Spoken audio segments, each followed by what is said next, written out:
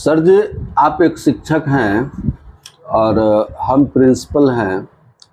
तो देखने को लगता है कि विद्यालय से लेके समाज में और घर में भी बच्चों में नैतिक मूल्य का ह्रास होते जा रहा है धीरे धीरे। इसका क्या कारण है, ये बताइए। इसका मूलभूत कारण हमको लग रहा है कि एकल परिवार का होना। यानी एकल परिवार जो हुआ इसका प्रभाव पड़ा है, इसके कारण भी ऐसा हुआ है, आपका ये कहना है? ऐसा क्यों हुआ? एकल परिवार में आप माता पिता और सिर्फ बच्चा भी रह रहे हैं अधिकाधिक। उसमें दादा दादी का तो हमको लग रहा है कि बहुत कम परिवार में ही गुंजाइश है। तो बच्चा को ढंग से कहीं न कहीं माता या पिता दोनों मिल करके उस स्तर की शिक्षा दे नहीं रहा है। संबंधों के बारे में भी नहीं बताया जा रहा है बच्चों को। तो नैतिक मूल्य तो स्वाभाविक बात है घटेगा। आपका कहना है कि एकल परिवार के कारण बच्चे दादा दादी से दूर हो रहे हैं। दादा दादी से दूर हो गए। एकल परिवार के कारण केवल माता पिता भर दिन आर्थिक क्या कहते हैं कमाने के चक्कर में लगे रहते हैं, उनके पास वक्त नहीं मिलता। और माता भी घर में काम ही करती है भर दिन, बहुत कम समय बच्चे को दे पाती है।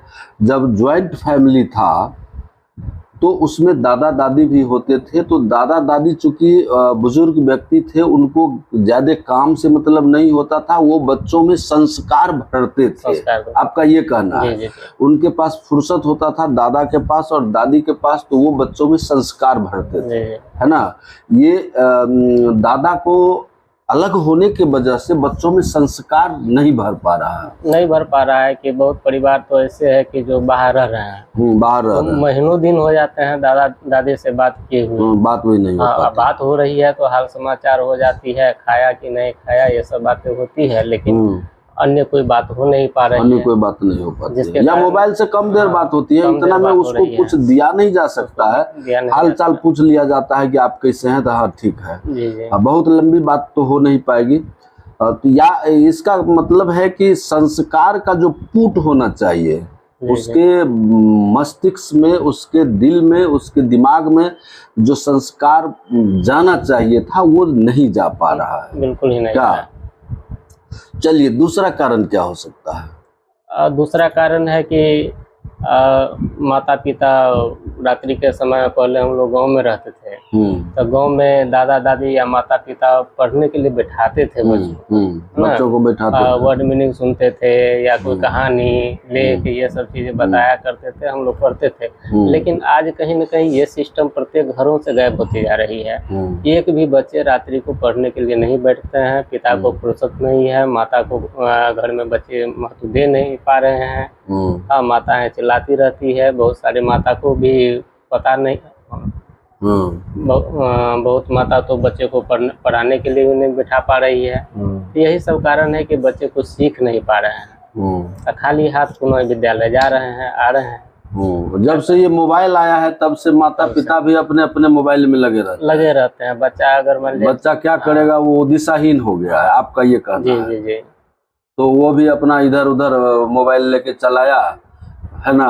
अपना किताबी ज्ञान हो सकता है कि ट्यूशन के वजह से, स्कूल के वजह से, स्कूल में अच्छे टीचर है उनके वजह से अब बिहार में भी शिक्षा की व्यवस्था बदली है, स्कूलों में पढ़ाई बेहतर हो रही है। तो किताबी ज्ञान तो कहीं ना कहीं से मिल जाता है, लेकिन संस्कार जो बच्चों में भरना चाहिए वो चीज नहीं हो पा रही, वो नहीं हो पा रहा है, ये ना।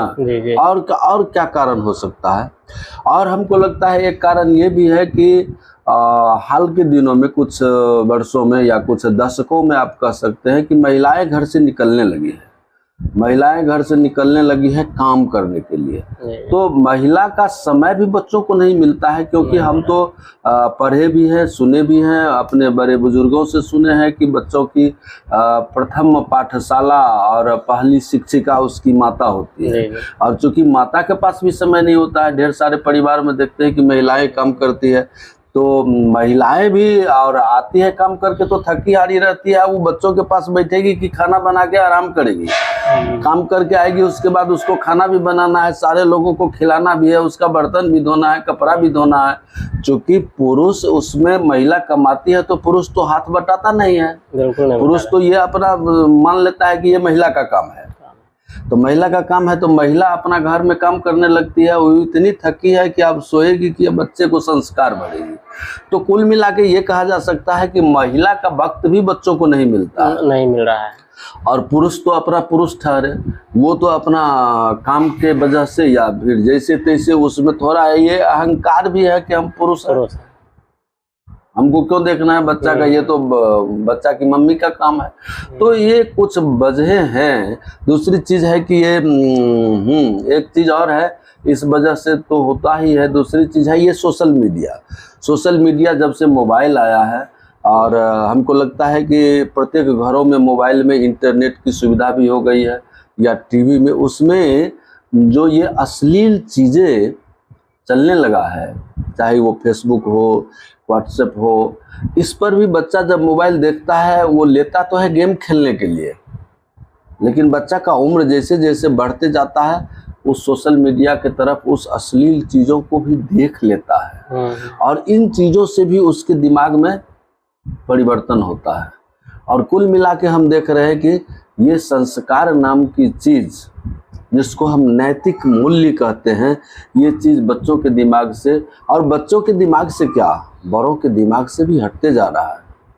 क्या जी हम नहीं देखते हैं कि पहले का ज़माना होता था, जब हम लोगों के दादाजी कहते थे कि केला पक जाता था, कोई मजदूर जाता था तो पका हुआ केला काट के लेते आता था, घर पर पहुंचा देता था, मालिक खुश होके उसमें से काट के 1 दर्जन केला उसको दे देता था। अब ऐसा होता है क्या? अब तो ये सब चीजें लोग, अब तो आपके घर पर केला पका हुआ घौर मिल जाए तो उठा के लेके भाग जाएगा। तो कुल मिला के नैतिक मूल्य बच्चों में ही नहीं, बड़ों में भी नैतिक मूल्य का ह्रास है। दूसरी बात है, बच्चा आपके कहे हुए बातों को नहीं मानता है।